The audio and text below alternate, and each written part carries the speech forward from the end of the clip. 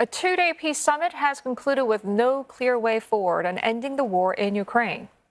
Some 100 nations and organizations attended the gathering in Switzerland, but key powers refused to sign the joint communique demanding territorial integrity for Ukraine.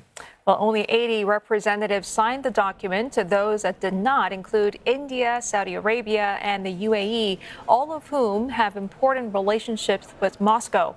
Russia was not invited to the meeting, while China abstained. All right, for more, we are joined by Dr. Ariel Cohen. He's a non-resident senior fellow of Eurasia Center at Atlantic Council. Thank you so much for joining us, Ariel. Firstly, strong showing among Western democracies, but there have been questions ahead of the event as to just how much could be accomplished given that neither Russia nor China were there. Did the summit achieve its intended goals? Yeah, the summit goal was to give prominence to the problem of continuous Russian aggression and offensive against Ukraine.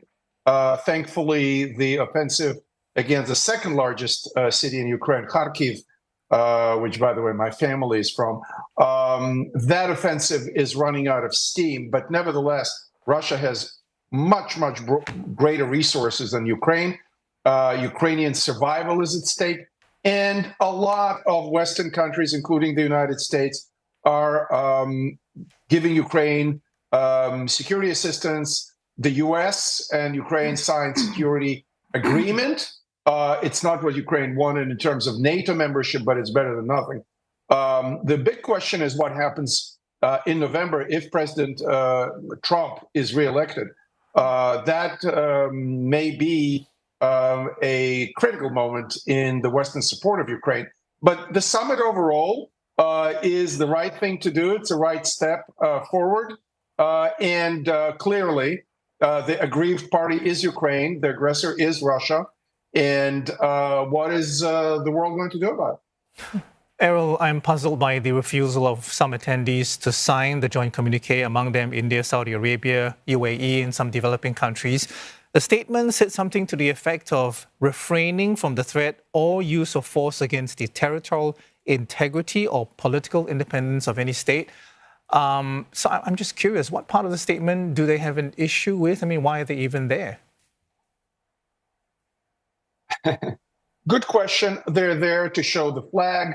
But as you correctly pointed out, UAE, for example, has massive trade with Russia. A lot of Russians who didn't like the war relocated to UAE, and thousands of them bought real estate there, etc.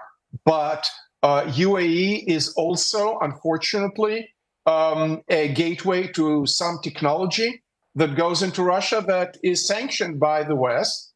Saudi Arabia has a good relationship with Russia, among other things, because Russia is also an ally, de facto ally of Iran. And Saudi Arabia feels threatened by Iran, as is the UAE. So they're trying to balance Russia and China on one hand, and the United States, their traditional ally, on the other hand. And the United States, to be honest, not always manage its relationship with these key Gulf countries very well. Ariel, Vladimir Putin made an offer before the summit, which Italy's Giorgia Meloni dismissed as propaganda because it requires Ukraine to withdraw from Ukraine and also disarm. So, the question I have is, what does it say about Putin's state of mind with regard to peace?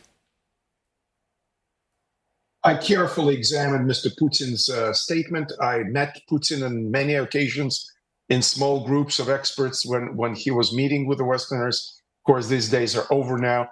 And clearly, that was a propaganda move. He was claiming 4 territorial units, 4 provinces of Ukraine to Russia.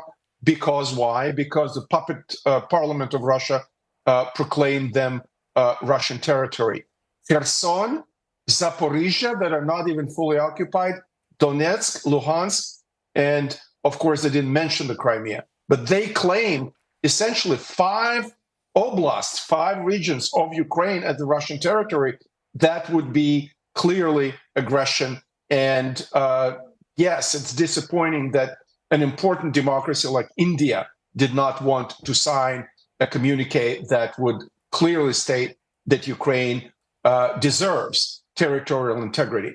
In reality, though, if Russia said, well, let's have a peace agreement based on the current lines of contact, or maybe a ceasefire like the two Koreas have, maybe this is something Ukraine would consider, maybe not.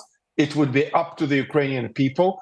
But definitely giving up the army, giving up weapons, declaring itself neutral, not having a relationship with NATO, and in exchange, Russia wanted all sanctions lifted, which is not going to happen right now. This is not Ukraine's decision. This is the decision of those countries that impose sanctions, including the United States and Western Europe, the EU. And unfortunately, also, I must say that the EU prepared a package of sanctions, and Germany torpedoed it. Chancellor Scholz decided not to go ahead with that. That, too, demonstrates the division among the Western powers. Speaking of division, Ariel, I mean, there is a debate between those who argue against, making concessions to Russia because it could amount to emboldening them to continue their aggressive behavior. But on the other side, there are those who say it's not appeasement, but rather it will end the war, allowing Ukraine to rearm, integrate further into Europe and the West. I mean, what is your stance on this debate? Clearly, Mr. Putin is not talking about rearming Ukraine. He is talking about demilitarizing Ukraine. And in terms of aggression, look, again, the Kherson and Zaporizhia oblasts, regions, are not fully occupied by Russia. They're partially, and I would say very partially occupied. The other thing is with Kherson, the Russians are, where they're advancing, it's still on the left bank of the Dnipro River.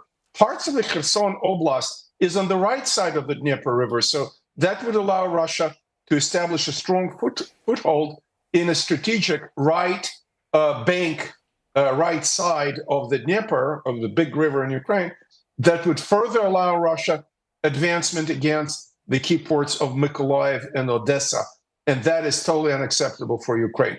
So the Russians did not suffer enough casualties, enough defeat to consider a serious negotiation and agreement with Ukraine. The Russians also are threatening the rest of Europe. They're threatening the Baltic states. They're threatening, including Finland, and the fear in Europe that Russia will expand its military aggression against Europe, especially if Ukraine fails. All right, Ariel, thank you very much for your time and thoughts. We do have to go. Appreciate it. Dr. Ariel Cohen is non-resident senior fellow at the Eurasian Center at the Atlantic Council.